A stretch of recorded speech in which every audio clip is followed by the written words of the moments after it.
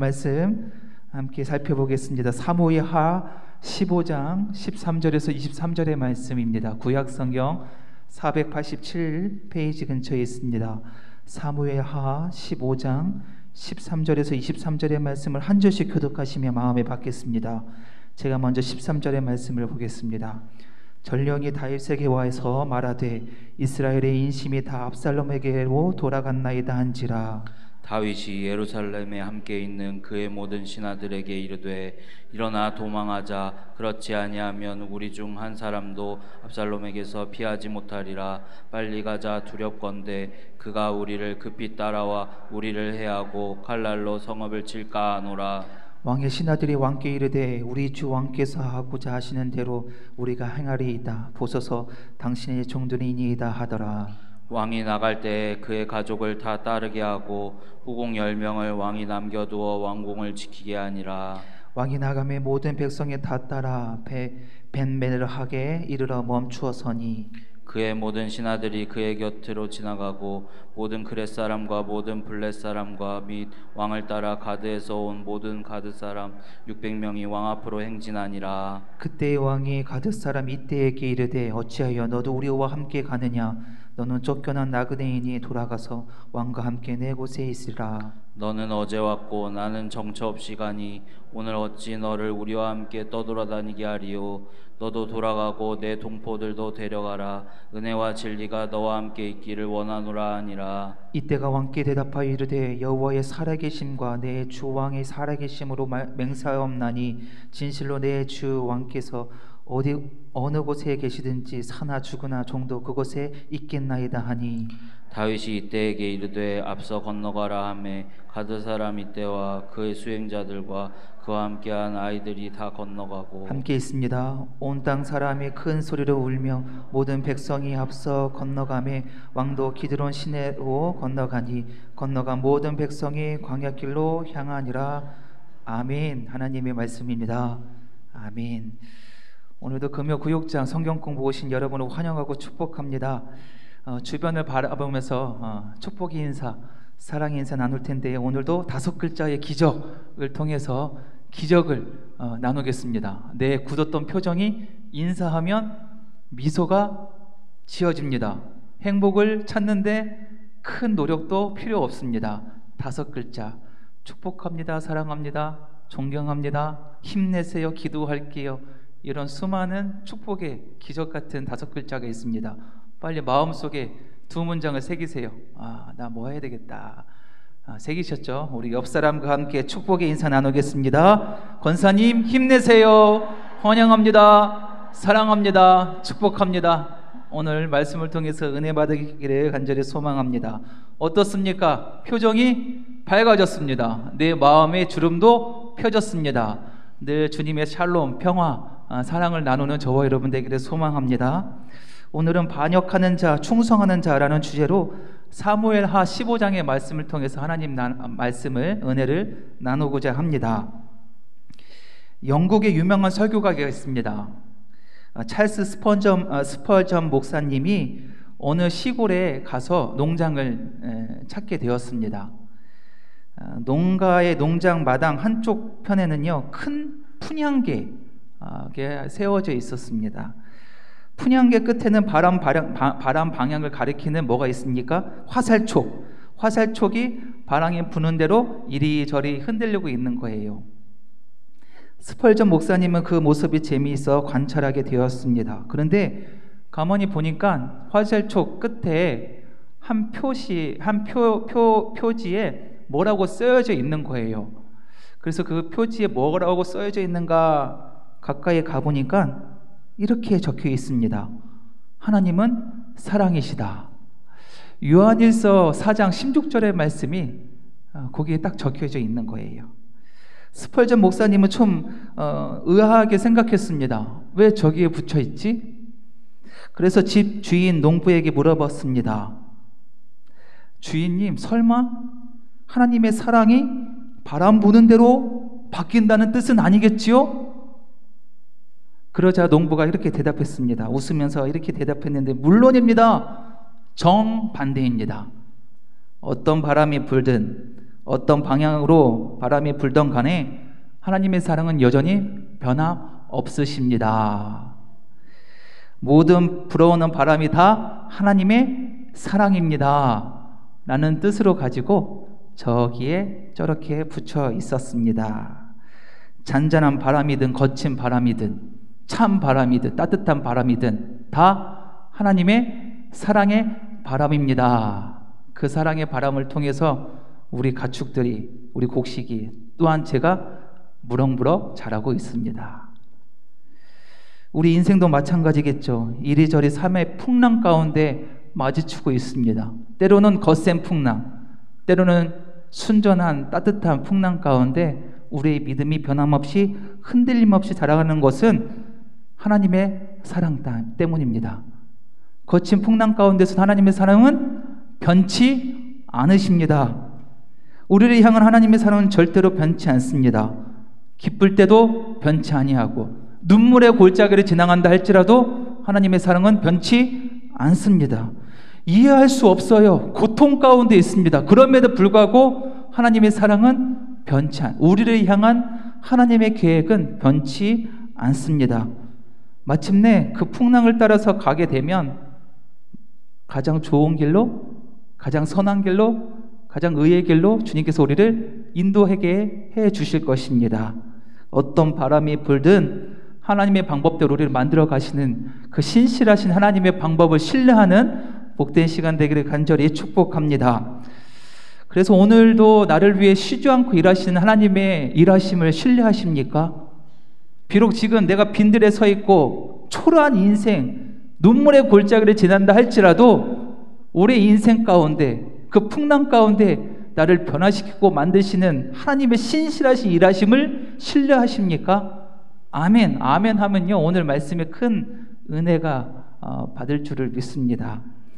오늘 말씀은 배경 이야기 함께 있습니다. 주보와 있고요, 화면에도 나와 있습니다. 배경 이야기 함께 있습니다. 시작. 압살롬이 암논을 죽이고 그 술로 도망한 지 3년이 지나자 다윗의 마음에 압살롬을 향해 간절해집니다.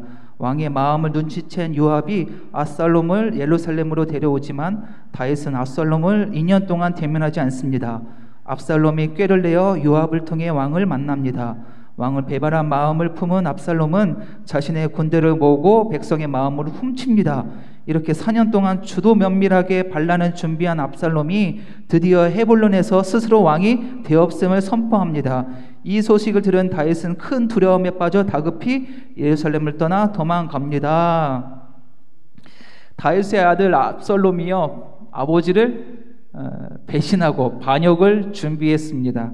치밀하고 동시다발적으로 반역을 일으켜서 예루살렘으로 향합니다.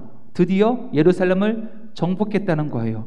이스라엘 사람들도 전혀 저항받지 않아요. 순순히 그 왕의 자리를 압살롬이 올라갑니다. 아주 성공적으로 이루어집니다. 그 반역의 소식을 들은 다윗은 어떠합니까? 어떤 반응을 일으켰습니까? 말씀해 보니까 일어나 도망하자, 두렵다. 오늘 말씀 나누기 첫 번째 말씀입니다. 질문인데요. 함께 있습니다. 시작. 스스로 왕이 된 압살롬에게 이스라엘의 인심이 돌아갔다는 소식을 듣고 다윗은 어떻게 반응했나요? 어떻게 반응했습니까? 근데 사실은 붙어서 싸울 수 있었어요. 아들 압살롬과 싸울 수 있었다니까요. 싸우면 누가 이깁니까? 이길 가능성은 다윗이 더 크게 이길 가능성이 훨씬 많았습니다. 아무리 압살롬이 4년 동안 치밀하게 반역을 준비한다고 하더라도 이 다윗성은요 점처럼 무너지지 않는 요새입니다. 들어올 수 없어요. 그리고 다윗은 전쟁과 싸움의 아주 대장부죠. 그리고 다윗에게는 수많은 용맹한 장수들이 있었기에 다윗을 무너뜨리는데 쉽지 않았을 거예요. 싸우면 다윗이 이길 확률이 훨씬 높았습니다. 그런데 다윗은 싸움을 원치 않았습니다. 한 발짝 물러났다는 거예요. 내전이 일어나는 것을 원치 않았습니다. 근데 나중에는 결국 전쟁이 일어나죠. 전쟁이 일어나서 다윗이 승리하지만 최대한 그 피해를 줄이기 위해서 한 발짝 물러났어요. 예루살렘에서 도망갔다는 거예요. 그러니까 다윗이 도망을 선택한 중요한 두 가지 이유가 있는데, 첫 번째는 이스라엘 백성, 무고한 이스라엘 백성에게 백성을 보호하기 위해서, 그러니까 자신의 안위보다 백성들의 안위를 먼저 생각했다는 거예요. 참 따뜻한 왕이죠. 무고한 백성들의 희생을 얻기 위해서, 또한 하나님의 법궤에 있는 이 시온성, 이 다윗성이 무너지는 것, 이것에 전쟁하는 것을 보지 않기 위해서, 막기 위해서 도망을 선택하였다. 중요한 두 번째 이유는요, 다윗은 아들의 반란을 일으킨 것이 지난날 자신의 범죄에 대한 하나님의 심판임을 알아서 인지했습니다. 어떤 죄입니까? 밧세바와 우리아를 범한 하나님을 말씀을 거역한 중대한 범죄에 따라 이 죄악에 대한 하나님의 심판이라는 사실을 그는 기억했어요. 직시했습니다. 나단 선지자가 이렇게 예언했습니다. 사무엘하 12장 10절 말씀입니다. 이제 내가 나를 업심여기고 햇사람 우리의 아내를 빼앗아 내 아내로 삼은즉 칼이 내 집에서 영원토록 떠나지 아니하리라 하셨고, 이 말씀을요 나단 선지자를 통해서 다윗에게 준 거예요. 너의 죄로 말미암아서 너의 집안의 칼이 떠나지 않는다. 그것이 하나님의 심판이 지금 이루어졌다고 다윗은 믿고 한 발짝 물러선 거예요. 하나님의 심판 앞에 철저히 반항한 것이 아니라 순종한 거예요. 순종. 저항 없이 도망하기로 결단을 했습니다. 묵묵히 자신의 잘못과 과거의 죄를 돌아보며 하나님의 심판을 받아들이고 있습니다. 그런 상황이다 보니까 다윗은요 단 몇몇만 데리고 예루살렘으로부터 도망갑니다. 나가요. 많은 자신의 측근들을 그냥 예루살렘에 두고 나가요. 왜냐하면 지금은 자신을 돌아보는 회개의 시간이 혼자만의 시간이기도 하기도 하고, 하나님의 때가 되면 다시 예루살렘으로 복귀하고 돌아갈 수 있다는 그들의 확신이 있었기 때문에 다 데리고 오지 않고 몇만 사람만 데리고 나옵니다. 그러니까 자신의 측근들은 다 예루살렘에 남겨두었던 거예요. 그런 급박한 상황에서 어떤 사람은 다윗이 나오라고 하더라도 나서는 사람들이 있겠죠. 또 어떤 사람은 남아서 왕이 없는 그 자리를 큰 도움의 역할을 하는 사람들도 있었습니다. 또 다른 사람들은 피난 가는 다윗을 향해서 손가락질하고 저주하는 사람들도 물론 있었을 거예요. 그중 오늘 본문에는 이 어려운 형편 가운데 신실하고 충성한 자가 있습니다. 다윗을 돕는 자가 등장합니다.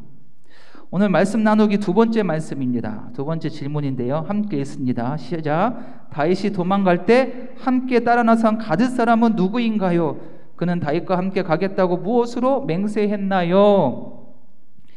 다윗을 신실하게 따라 나선 자 중에 유다 지파 속에 속한 사람이 먼저 나온 것이 아니에요. 가드 사람이 나왔어. 가드 사람 이때라는 사람이 가장 먼저 그 이름이 등장합니다. 가드 사람. 가드는 어디예요? 철천지 원수의 블레셋 그 가드 그 지방에서 온 이때라는 이름은 곁에 있는 자라는 뜻입니다. 그는 블레셋 이 가드에서 정치적인 이유로 망명한 거예요. 이스라엘로 망명했습니다. 이방인이에요. 그것도 블레셋 원수의 나라 블레셋에서 온 이방인. 근데 이때는요 600명을 거느린 장군이었습니다. 오늘 말씀 19절과 20절의 말씀입니다. 그때의 왕이 가드 사람 이때에게 이르되 어찌하여 너도 우리와 함께 가느냐? 너는 쫓겨난 나그네이니 돌아가서 왕과 함께 내 곳에 있으라.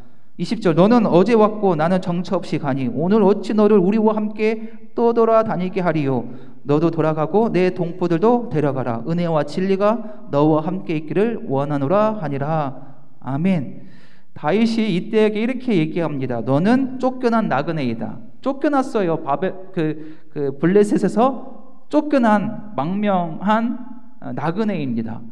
고향이 없어 이제 정착할 곳이 없기 때문에 나그네 인생 맞죠. 또 20절의 말씀을 보면 너는 어제 왔고 오랜 시간이 지나지도 않았어요. 지금 왔다는 거예요. 지금 왔으니 나그네가 어디에 가야 됩니까? 불안정한 곳에 가야 됩니까? 나그네는 안정된 곳, 평안한 곳에 가야 되잖아요. 그래서 다윗이 쫓아보내요. 나는 안정된 자리가 아니니 안정된 곳, 거기서 어디냐면 예루살렘이다. 거기서 가라. 그럼에도 불구하고 이때 장군은요, 충성을 맹세합니다. 다윗이 잘 나갔을 때 충성 맹세하는 것은 참 괜찮아요. 그렇죠? 잘 나가는 줄 쫙 붙잡아야 되잖아요. 근데 다윗은 지금 언제 죽을지 몰라요. 어떻게 될지 몰라. 도망가는, 피난가는 신세입니다.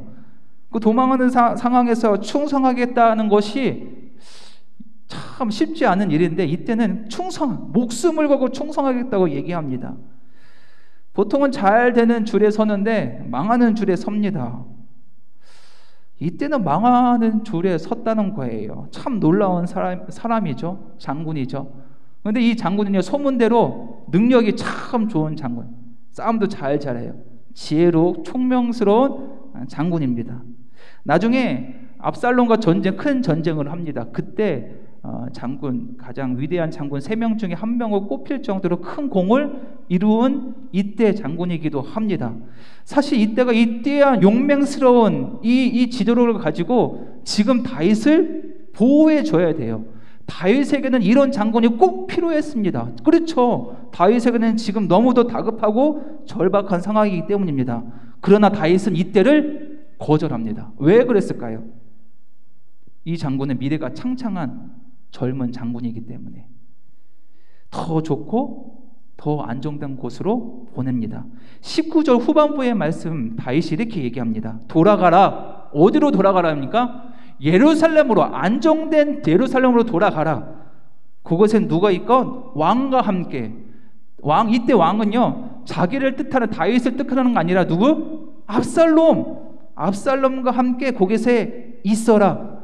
예루살렘으로 돌아가서 그거 압살롬과 함께 너의 꿈을 펼쳐라. 그곳이 더 안정된 곳이다 라고 이야기합니다. 당신이 있을 곳은 여기가 아니라는 거예요. 이 말은 이때의 마음을 한번 시험해보기 위해서라고 보다는요, 다윗이 이때를 향한 진심 어린 마음이라고 저는 생각합니다. 자기 때문에 이곳에서 고통받지 말고 예루살렘으로 돌아가서 압살롬 밑에서 위대한 일을 행하십시오. 당신에게는 큰 꿈이 있고 미래가 있습니다. 돌려보냅니다. 그러면서 20절 후반부에 이렇게 축복합니다. 은혜와 진리가 너와 함께하기를 간절히 기도하겠습니다. 다윗의 진심 어린 마음이 느껴지십니까? 이때가 아무리 훌륭하더라도 지금 상황에 있는 다윗에게는 꼭 필요한 장군임에도 불구하고 이 신하를 아낀 거예요. 축복하며 돌려보냅니다. 다윗은 지금 그럴 상황이 아니잖아요. 반역당해서 피난가는 상황이, 도망가는 신세잖아요. 그럼에도 불구하고 자신의 평안보다 누구의 평안을 한 신하, 그것도 어디? 이방인, 이 장군의 신하의 평안을 더 강구했습니다. 먼저 생각했습니다. 자기도 힘든데 이 젊은이, 이 장군의 미래를 더 걱정했습니다. 이방인을 생각하고 잘되고 평안하기는 마음으로 축복하며 돌려보내는 거예요. 다윗의 마음 따뜻하죠? 이것이 다윗의 본 모습이었습니다. 나보다는 백성들의 아픔을 먼저 생각하고 공감하고 그늘지고 아픈 자들을 위해서 나를 세우고 백성들에게 통치했던 모습이 진짜 다윗 왕의 모습이었어요. 그 올바른 모습이 지금 회복되고 있는 거예요. 언제요? 잘 나갈 때? 아니에요. 빈들에, 광야길에 있을 때, 눈물의 골짜기를 지나갈 때 하나님의 그의 마음을 만져주십니다. 본 모습, 믿음을 회복시켜 주신다는 거예요. 예전에는 다윗이 범죄했을 때, 밧세바 사건을 일어날 때는요, 그때는 다윗은 자기밖에 몰랐어요. 온통 자기 중심이었어요. 자기 쾌락, 자기 만족, 자기 중심, 욕심, 탐욕을 가졌는데 이제는 나보다 남을 먼저, 백성을 먼저 생각하는 그 믿음, 그 순전한 믿음이 회복됐다는 거예요.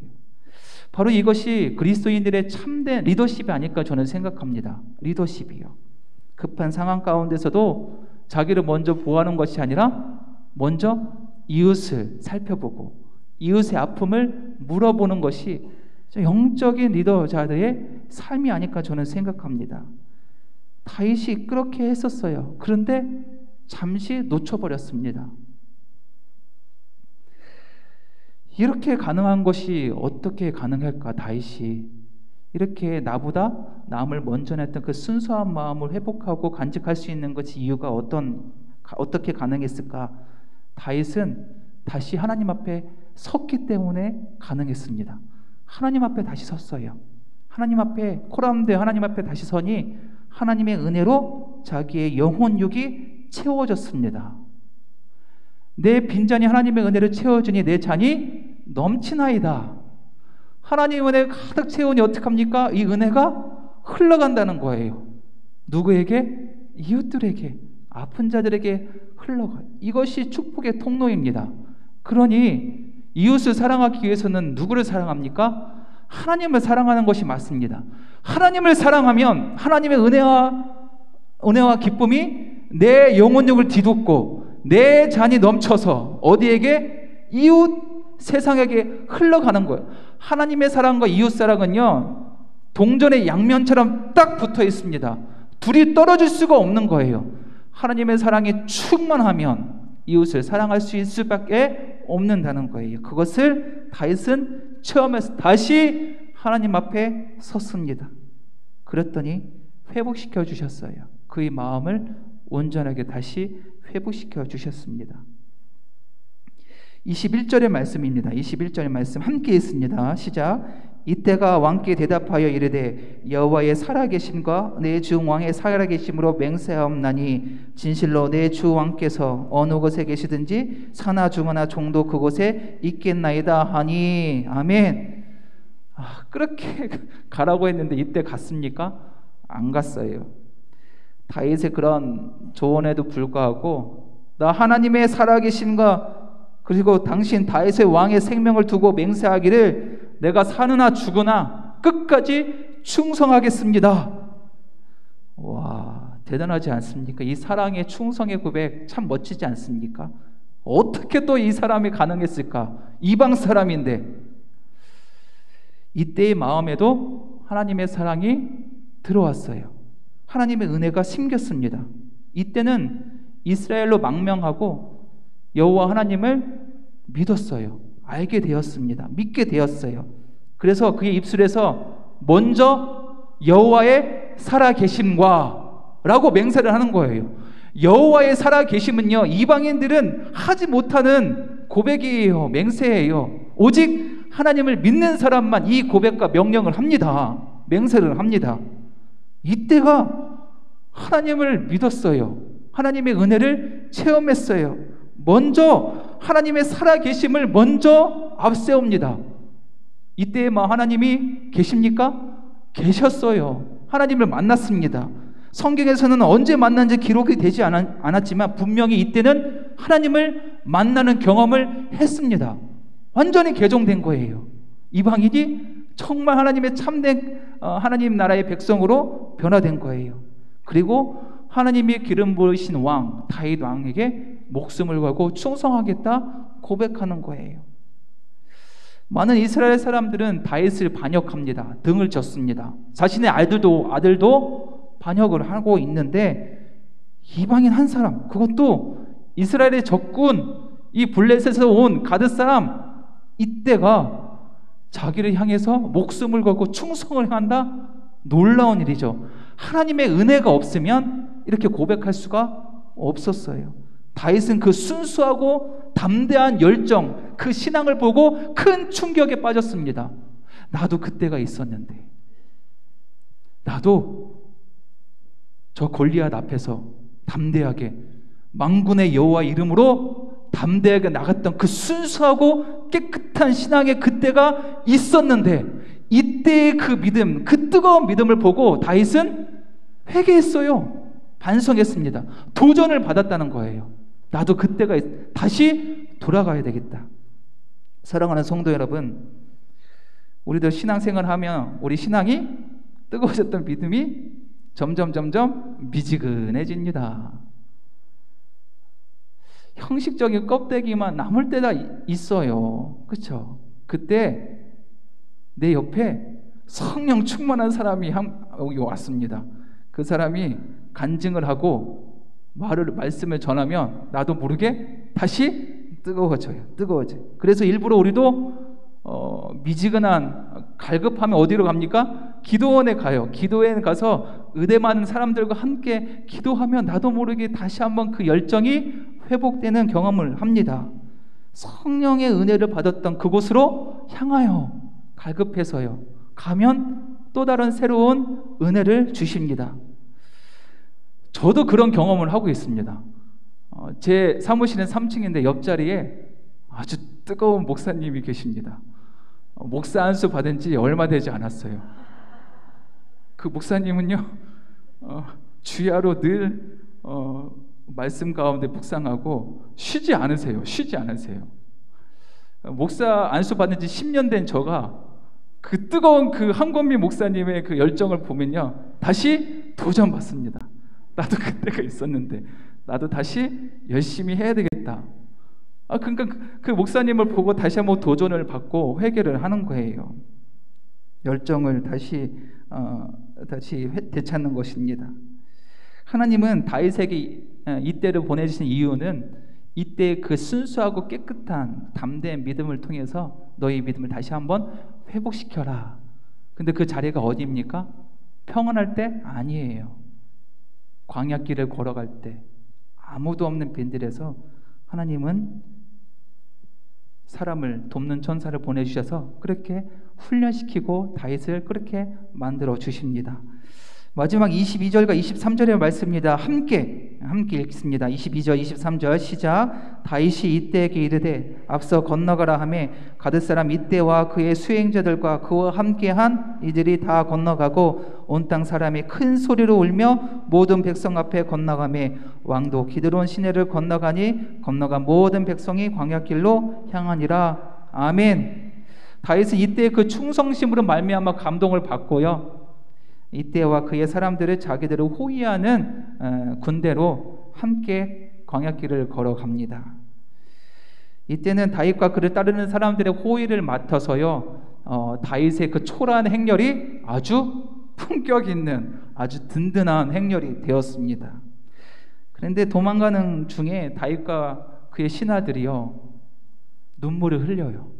어디에서? 기드론 시내에서 눈물을 흘렸다고 합니다. 왜 흘렸을까요?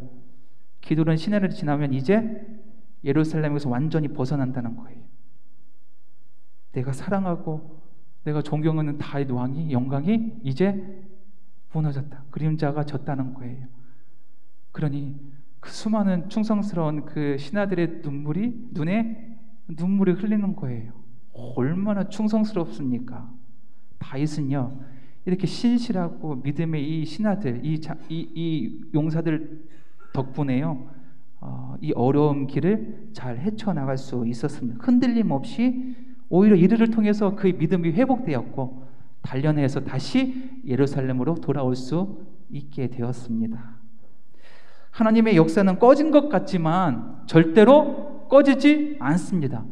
하나님의 역사는요, 쉬고 있는 것 같지만 하나님의 일하심은 절대로 쉬지 않으세요. 우리가 평안한 길 갈 때도 쉬지 아니하시고, 우리가 눈물의 골짜기, 죽음의 골짜기를 건너갈지라도 하나님의 일하심, 하나님의 역사는 쉬지 않으십니다.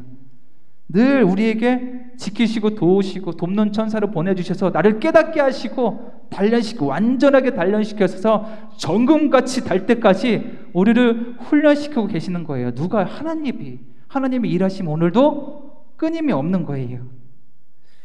오늘 말씀 다지기 함께 있습니다. 말씀 다지기 주보 안쪽과 화면에도 나와 있습니다. 말씀 다지기 있습니다. 시작. 아들 압살롬의 반란이 자신의 범죄에 따른 하나님의 심판임을 깨달은 다윗은 아무런 저항 없이 예루살렘에서 도망하며 하나님의 인도하심에 묵묵히 순종합니다. 그런 다윗에게 하나님은 끝까지 충성하고 따르는 가드 사람 이때와 그의 수행자들을 붙여 주십니다. 외롭고 힘든 상황에서도 선하신 하나님의 인도하심은 계속됩니다. 하나님은 인간의 상황과 한결을 초과해 역사하십니다. 그러므로 우리는 우리의 삶의 이면에서 역사하시는 하나님의 섭리와 인도하심을 굳게 믿어야 합니다. 그리고 순전한 마음으로 하나님 말씀을 전심으로 따라야 합니다. 아멘. 사랑하는 성도 여러분, 아들이 반란을 일으켰어요. 아버지의 마음은 찢어졌습니다. 통곡하죠. 내가 그렇게 사랑하고 믿음 가운데 자랐던, 양육시켰던 아들이 반란을 일으킨다니까요. 아버지에게 칼을 찔른다니까요. 이걸 본 부모로서 어찌 마음이 무겁지 않겠습니까? 무겁죠. 마음이 찢어졌습니다. 그럼에도 불구하고 다윗은 똑같이 칼을 처음에 틀지 않았습니다. 한 발을 뺐습니다. 빼고 자신을 돌아보는 기회로 삼았습니다.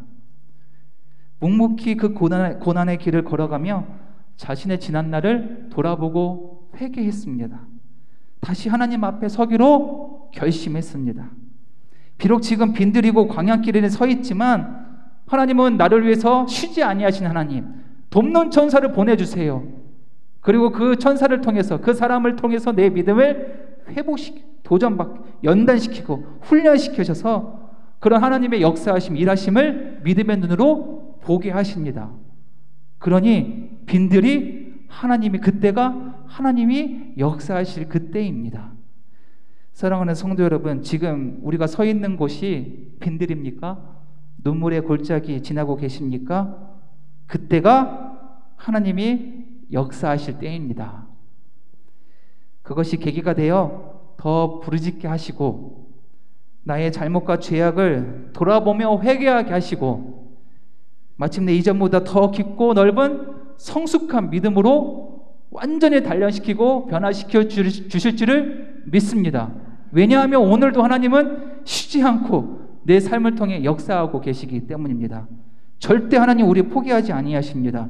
하나님의 방법으로 가장 선한 길로 우리를 인도해 주실 줄을 믿습니다. 믿음으로 고백하며 견디세요. 더 믿음으로 우리의 가문을, 우리의 삶을, 우리의 믿음을 세워가기를 좋으신 예수님의 이름으로 간절히 축원합니다. 아멘. 우리 말씀